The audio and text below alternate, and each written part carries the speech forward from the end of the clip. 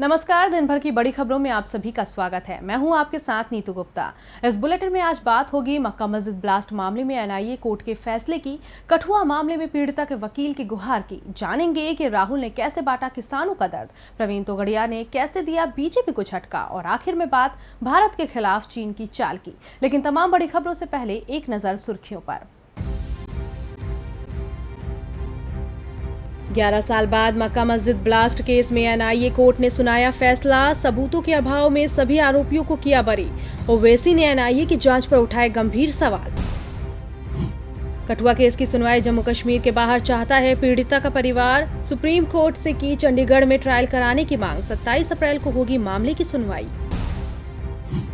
2 दिन के अमेठी दौरे पर कांग्रेस अध्यक्ष राहुल गांधी बीच रास्ते में गाड़ी रोककर किसानों से की मुलाकात। कंधे पर हाथ रखकर बांटा दर्द। कल जनसभा को करेंगे संबोधित। बीजेपी ने कर्नाटक विधानसभा चुनाव के लिए जारी की दूसरी लिस्ट। 82 उम्मीदवारों के नाम की घोषणा। जनार्दन रेड्डी के भाई सोमशेखर रेड्डी को भी टिकट। पेपर लीक मामले में 10वीं की गणित की परीक्षा नहीं कराने पर दिल्ली हाईकोर्ट सख्त। सीबीएसई से पूछा, जब पर्चा लीक हुआ था तो पेपर क्यों नहीं। और इस साल मौसम नहीं बनेगा किसानों की मुसीबत। मौसम विभाग का अनुमान 97% तक होगी बारिश। सुर्खियों के बाद अब बात आज की सबसे बड़ी खबर की। हैदराबाद के मक्का मस्जिद ब्लास्ट मामले में आज 11 साल बाद एनआईए कोर्ट ने बड़ा फैसला सुनाया है। कोर्ट ने स्वामी असीमानंद समेत सभी 5 आरोपियों को सबूत न होने की वजह से बरी कर दिया। आपको बता दें कि आरोपी स्वामी असीमानंद इस मामले के मुख्य आरोपियों में से एक थे। अब इस फैसले के बाद सवाल उठ रहे हैं कि क्या 11 साल तक कोई सबूत नहीं जुटाए गए। ये नहीं पता लगाया गया कि 9 निर्दोष लोगों की मौत का जिम्मेदार कौन है। 2007 को हुए मक्का मस्जिद ब्लास्ट मामले में मारे गए 9 लोगों के परिजन इंसाफ का इंतजार करते रहे। सालों तक गवाहों को ढूंढने और सबूतों को इकट्ठा करने की कार्रवाई चलती रही। मामले में 5 आरोपी बनाए गए, जिसमें से स्वामी असीमानंद को मुख्य आरोपी बनाया गया। लेकिन 11 साल बाद फैसला आता है कि किसी के खिलाफ कोई सबूत ही नहीं मिला है, इसलिए सभी आरोपी बरी हैं। जी हां, हैदराबाद की ऐतिहासिक मक्का मस्जिद में ब्लास्ट के मामले में एनआईए की विशेष कोर्ट ने यही फैसला सुनाया है। पिछले 11 साल में इस मामले में कई तरह के नाटकीय मोड़ आए। कई गवाह अपने बयान से पलटे, जिसके बाद आज सबूत न होने की वजह से कोर्ट ने सबको बरी कर दिया। वहीं इस फैसले के बाद एनआईए का कहना है कि हम कोर्ट के फैसले का अध्ययन करेंगे। इसके बाद देखेंगे कि इस मामले को लेकर हाई कोर्ट में अपील करेंगे या नहीं। वहीं अब इस फैसले पर सियासत शुरू हो गई है। एआईएमआईएम नेता असदुद्दीन ओवैसी ने फैसले पर नाराजगी जताते हुए कहा कि सभी आरोपियों ने जून 2014 के बाद अपने बयान से पलटना शुरू किया। एनआईए ने अपने काम को सही तरीके से नहीं किया या उन्हें करने नहीं दिया गया। अगर इसी तरह चलता रहा तो देश में क्रिमिनल जस्टिस सिस्टम का क्या हुआ। बीजेपी ने भी इस फैसले के बाद कांग्रेस को निशाने पर लिया है। संबित पात्रा ने कहा है कि बीजेपी अदालत के फैसले पर सवाल नहीं उठाती है, लेकिन कांग्रेस की ये आदत है जिसके लिए उसे माफी मांगनी चाहिए। जिस मामले में लंबी जांच के बाद कुछ नहीं निकला और अब नेता सियासत कर रहे हैं। दरअसल मामला 18 मई 2007 का है। जुमे की नमाज के दौरान ऐतिहासिक मक्का मस्जिद में धमाका हुआ था, जिसमें 9 लोगों की मौत हो गई थी और 58 लोग घायल हो गए थे। इस मामले में स्थानीय पुलिस की शुरुआती छानबीन के बाद मामला सीबीआई को सौंपा गया था। सीबीआई ने आरोप पत्र भी दाखिल किया। इसके बाद 2011 में सीबीआई ने ये मामला एनआईए को सौंप दिया। मामले में 5 आरोपी बनाए गए, लेकिन आज सबूत न होने की वजह से सभी को बरी कर दिया गया। टीवी लाइव की रिपोर्ट। अब जब 11 साल तक न्याय के लिए इंतजार करने के बाद आरोपियों को बरी कर दिया जाएगा तो सवाल तो उठेंगे ही। वैसे सवाल तो आज कठुआ मामले में पीड़िता के वकील के बयान के बाद भी उठने लाजमी है, जिसने अपनी जान को खतरा बताया है। वकील दीपिका सिंह राजावत ने कहा है कि मुझे भी रेप और जान से मारने की धमकी दी जा रही है। इस बयान के बाद सवाल उठता है कि क्या वाकई दरिंदों को कानून का बिल्कुल खौफ नहीं है। वहीं आज मामले में पहली सुनवाई हुई। कोर्ट ने सभी आरोपियों को चार्जशीट की कॉपी मुहैया कराने के लिए कहा है। कठुआ रेप केस में पूरा देश इंसाफ के लिए सड़कों पर उतरा हुआ है। जम्मू कश्मीर से लेकर राजधानी दिल्ली तक न्याय की गुहार लगाई जा रही है। आरोपियों को फांसी के फंदे पर लटकाने की मांग की जा रही है। इतने विरोध और हंगामे के बावजूद दरिंदों को रत्ती भर भी शर्म नहीं है।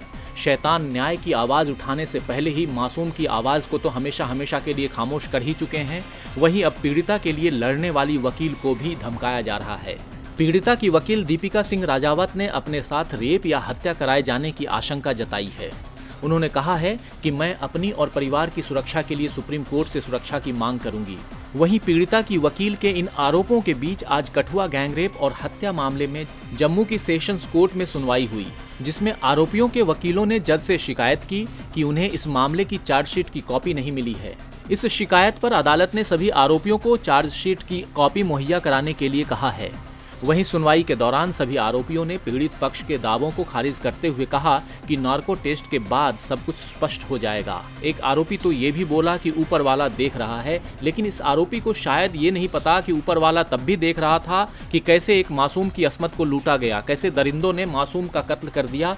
तब तो ऊपर वाले का ख्याल नहीं आया, अब सजा की बात आई तो ऊपर वाले की याद भी आ गई। डीबी लाइव की रिपोर्ट। कठुआ के दोषियों को सजा कब मिलेगी ये तो पता नहीं, लेकिन सरकार का दावा है कि न्याय जरूर होगा। दावा तो बीजेपी इस बात का भी कर रही है कि राहुल को अमेठी की फिक्र नहीं है। बीजेपी को गलत साबित करने के लिए कांग्रेस अध्यक्ष राहुल गांधी ने अपने संसदीय क्षेत्र अमेठी में डेरा जमाया हुआ है। वहां वो मोदी सरकार की नाकामियों को गिनाकर जनता के दिल में उतरने की कोशिश कर रहे हैं। आज दौरे के पहले दिन राहुल गांधी ने किसानों से मुलाकात कर उनका हाल जाना और मोदी सरकार को जमकर खरी खोटी भी सुनाई। 2019 का चुनाव कांग्रेस अध्यक्ष राहुल गांधी के लिए एक अग्नि परीक्षा है और देश जीतने के साथ साथ अपने गढ़ अमेठी को भी बीजेपी की नजर से बचाने की चुनौती है, क्योंकि बीजेपी किसी जिले में ध्यान लगाए न लगाए, कहीं और विकास देखे न देखे, वो अमेठी में हर बात का ध्यान रखती है।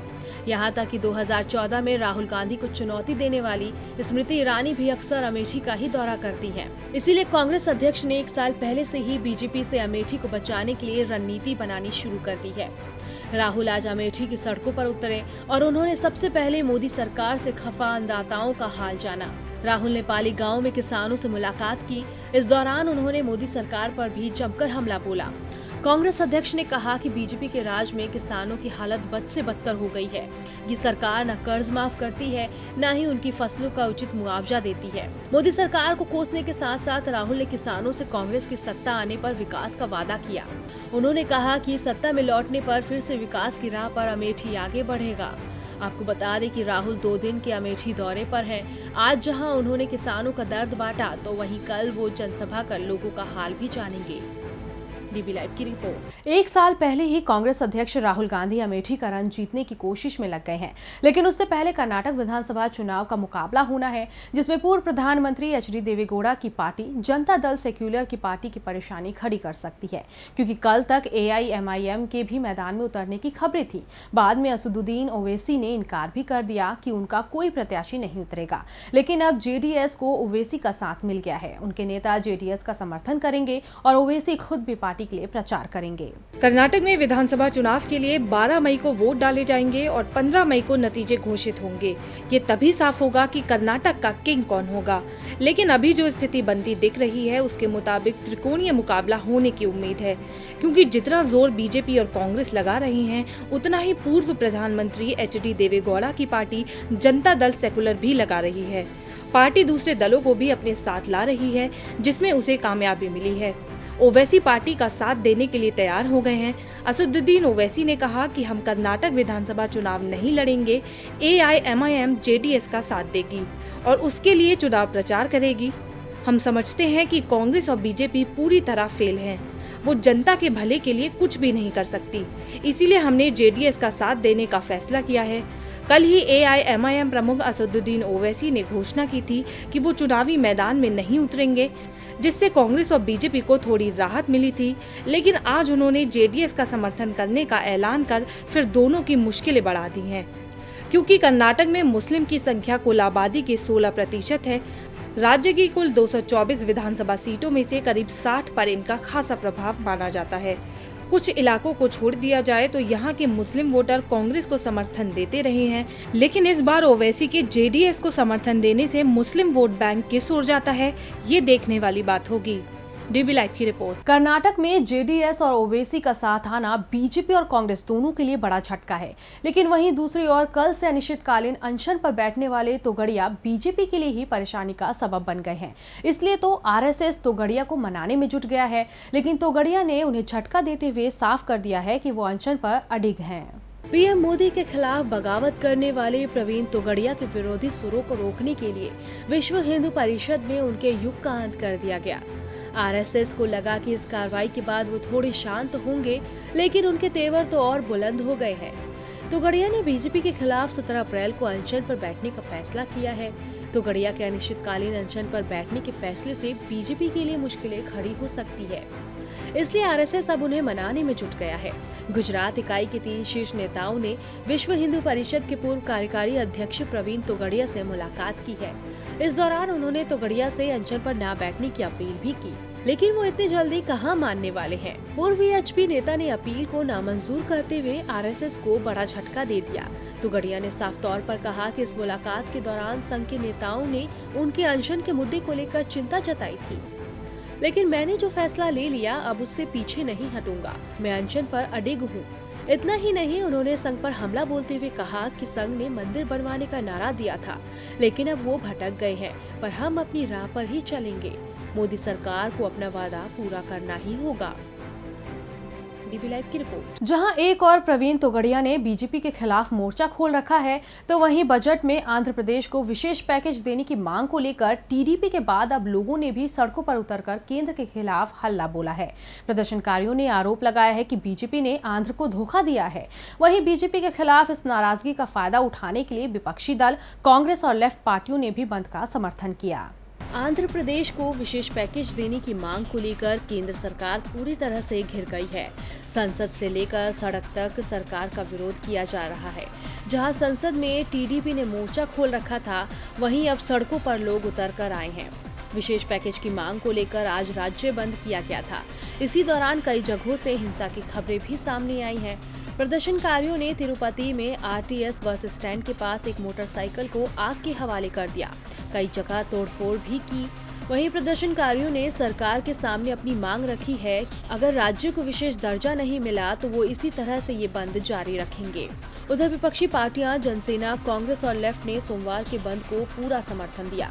हालांकि राज्य में सत्ताधारी तेलुगु देशम पार्टी, जो कि विशेष दर्जे की मांग को लेकर काफी दिनों से दिल्ली में प्रदर्शन कर रही थी, उसने इसका विरोध किया है और प्रदर्शन में हिस्सा भी नहीं लिया है। डीबी लाइव की रिपोर्ट। और बुलेटिन के आखिर में बात भारत के खिलाफ चीन की चाल की। डोकलाम पर करीब 2 महीने तक कायम तनाव के बाद लगा कि चीन सुधर जाएगा, लेकिन वो अपनी हरकतों से बाज नहीं आ रहा है। भारत के खिलाफ अब भी वो षड्यंत्र रच रहा है। जी हां, चीन की चाल का कच्चा चिट्ठा आईटीबीपी ने खोला है। आईटीबीपी की रिपोर्ट से खुलासा हुआ है कि चीन ने 30 दिन के अंदर 35 बार भारतीय सीमा में घुसपैठ की है। आईटीबीपी की रिपोर्ट के मुताबिक चीन ने पिछले 1 महीने में लद्दाख और अरुणाचल प्रदेश में सबसे ज्यादा घुसपैठ की है। पिछले 30 दिनों में चीन की सेना ने 35 बार एलओसी को पार किया है। रिपोर्ट के जरिए पता चला है कि उत्तरी लद्दाख में 14 किलोमीटर तक चीनी सैनिक घुस आए थे, जिन्हें भारतीय जवानों ने खदेड़ दिया। इतना ही नहीं, पिछले महीने 18 मार्च, 21 मार्च, 24 मार्च को भी चीन ने भारत के खिलाफ चाल चली थी और सीमा को लांघने की गुस्ताखी की थी। 30 मार्च को तो चीनी सैनिक 2 बार 8 किलोमीटर अंदर तक घुस आए थे। चीन ने हेलीकॉप्टर से घुसपैठ कर भारत के एयर स्पेस का उल्लंघन किया था, जिस पर आईटीबीपी ने अपना विरोध जताया था। डीबी लाइव की रिपोर्ट। तो बड़ी खबरों में फिलहाल इतना ही, लेकिन ताज़ा अपडेट के लिए लॉग इन करें dblive.tv। नमस्कार।